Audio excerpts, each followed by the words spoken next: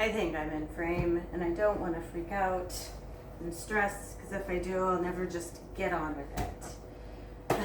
Alright, so I am called to do this video thing somehow. I don't know why. I'm intrigued. I spend more time than I truly care to admit perusing YouTube on a regular basis, and my dog's gonna want to play with me now. Of course you are.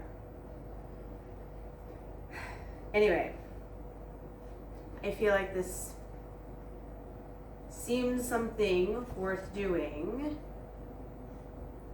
if it means freeing myself from that 9-to-5 job that is chained to a desk, staring at a screen, dealing with people who just do not seem to be on any kind of conscious level and argue and fight over the craziest of things. They're just wild. And I don't enjoy how I spend that time, which is how I make my money now. And my preference is to figure out what else I can do with my time, with my energy, and just explore, can it reward me monetarily to live in that world, or is there something beyond? Anyway, so I guess those are the things we might discuss. With all of that being said, I have no idea what I want to say and what I want to discuss on this channel, but I'm going to go with the title. So, Humble Soul Yoga. This month marks the 1-year anniversary of me completing my level 1 yoga teacher training program, which is pretty common in the world. I feel like post-COVID, a lot of us have been looking for something, and so we change a lot, trying different things. Anyway, I've been teaching yoga for the last year. I got out there. I think it was really to my benefit. Got out there. I've been teaching anywhere from 2 to 5 classes a week for the last 12 months. And there have been times whenever I did not want to go and teach, but I showed up, and it was worth it. And then there have been times whenever I didn't want to show up and teach, and I didn't show up and teach, but also worth it. I've been trying to lean into the idea of not just this physical practice of yoga that happens on the mat, but also the philosophy that is behind yoga as well. So, where I thought might be a good place to start in this format is exploring the idea of the paths of the Yoga Sutras. I don't know, I'm really thinking that I'll just start off reading.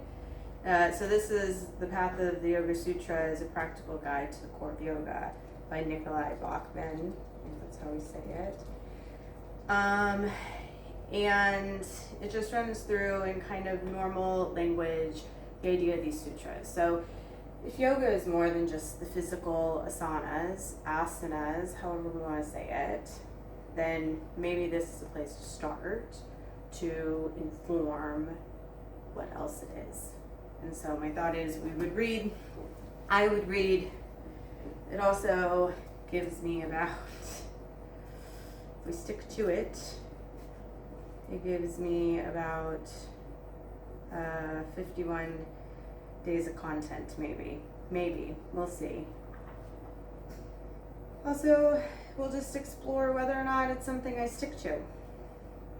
So, I don't really know where to start. I guess I read through this book most of the way, and I've come back and read a couple of other sections. So there is some additional information if you're interested around introductions and acknowledgements and a foreword, which is all really great. But I think what I might do is just jump in. So, what are the sutras? What's a good way to describe the sutras? I'll be honest, I'm not 100% versed in exactly what the sutras are, but they're like a framework of beliefs, like a framework of the philosophy that is something a little bit deeper. And this is The Path of the Yoga Sutras, which is by Penn. Someone out there is gonna know. And I wish you were here just to say it out loud, but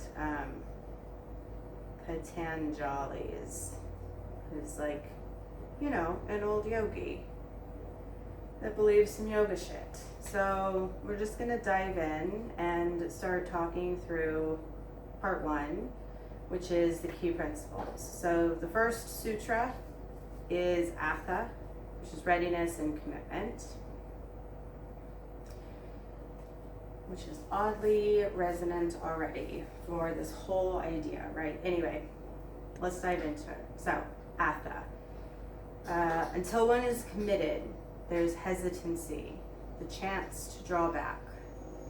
The moment one definitely commits oneself, then providence moves too. All sorts of things occur to help one that would otherwise never have occurred. Whatever you can do, or dream you can do, begin it. Boldness has genius, power, and magic in it. Beginnings, like endings, can be difficult or exciting. Starting something new implies change, a step toward an eventual goal. Atha is the very first word in the Yoga Sutra and is considered an auspicious way to begin. Whenever we make an important decision, often the universe will energetically support us. Atha here means beginning the study of who we are, where we are, and how we can make incremental changes to our inner and outer self in order to be less involved with material objects and more in tune with how we feel and how our actions affect those around us. Just gonna pause there because you probably heard the cat feeder go off. I wanted to find my little microphone, couldn't find it around the house. Anyway, commitment. Readiness and commitment is the first step in this ancient philosophy outlined by Patanjali.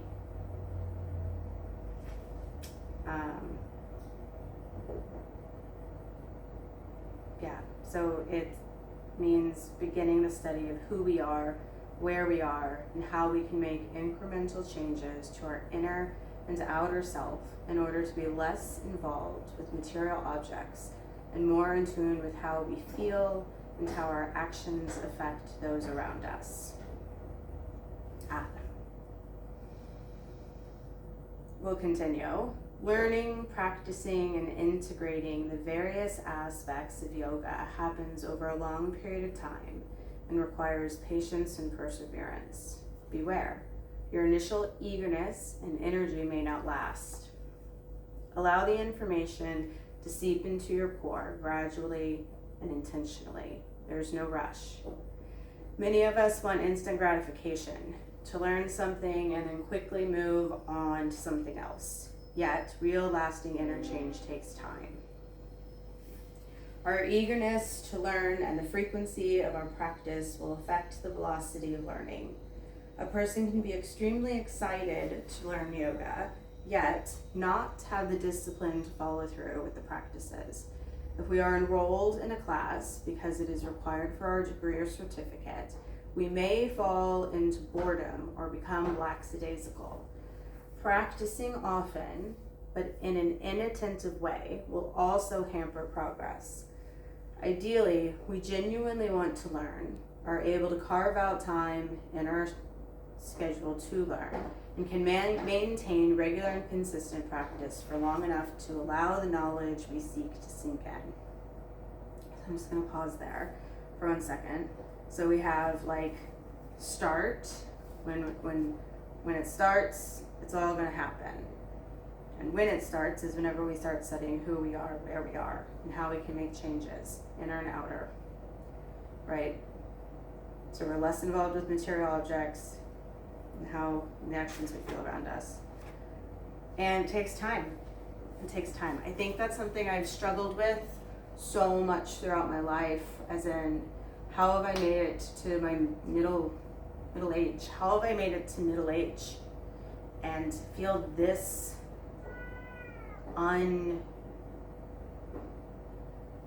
knowledgeable of myself.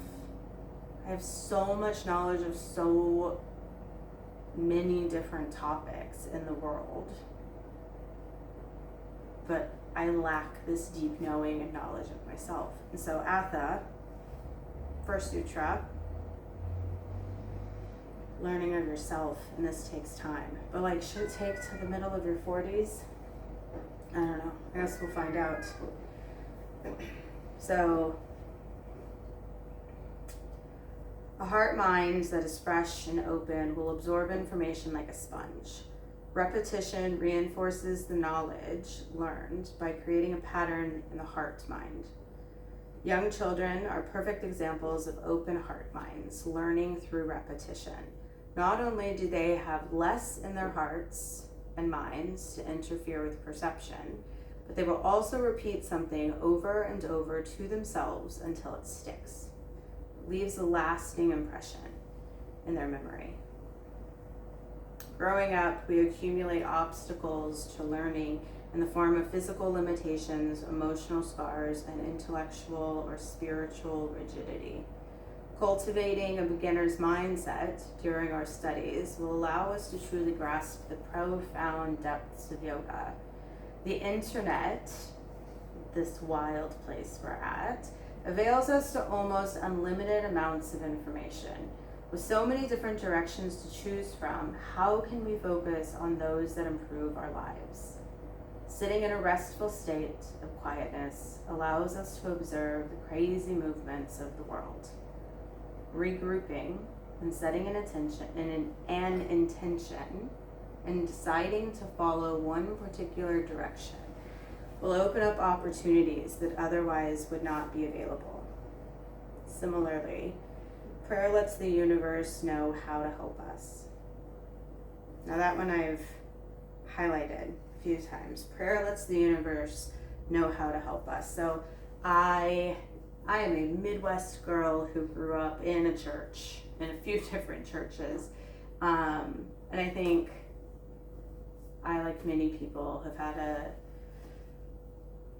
turbulent journey with my spirituality, my relationship to God. And I say that because it's something I feel like I've struggled with particularly, well, my whole life, but in the last 5 years in particular. All that to say, one, even exploring something like yoga seems taboo in a lot of ways against that core belief system, but I also know in my core that kind of what I've been taught previously isn't a truth that aligns with me. So I need to explore something different. But prayer lets the universe know how to help us. This I feel like is powerful because prayer has been a part of my life that I keep coming back to. And not knowing what I'm doing, how I'm doing it, what I'm saying is quite a challenge, I face. Anyway, prayer lets the universe know how to help us. So in the spiritual world, we have a lot of this, I follow kind of manifestations and vibrations and that kind of spiritual side of the YouTube algo. And so, anyway, it's interesting. I'm sure this is so rough. Okay, we're just gonna finish this and then call it, and then, I don't know, maybe record a few more. We'll see how we feel. So sometimes we bite off more than we can chew by taking on too many projects. This can create more stress for us and siphons our attention from our friends and family. It is important to sit quietly and contemplate whether we have the time and resources to commit to one another. No, time and resources to commit to another endeavor.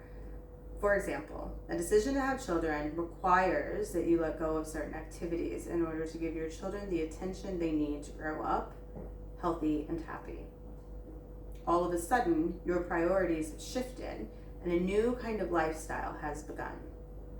Commitment holds a solid, grounding energy that provides stability and structure to our lives. Deciding to learn and experience what yoga really is requires diligence and effort, which will undoubtedly yield fruit over time.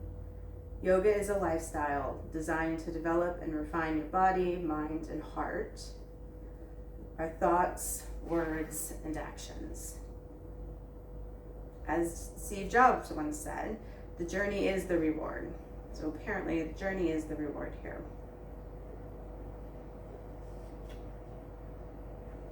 And there's a couple of thoughts, we'll just read those off. So learning anything well requires eagerness, commitment, and perseverance. With an open mind, I can direct my attention inward and see what unfolds. I will set aside time for learning and practicing the principles of yoga. Yeah. Well, look, I think what we're hearing here is, one, when you decide what you want to do, like, do it. And this idea of Atha is the beginning of the studying of who we are and how we make those changes to tune in with how we feel.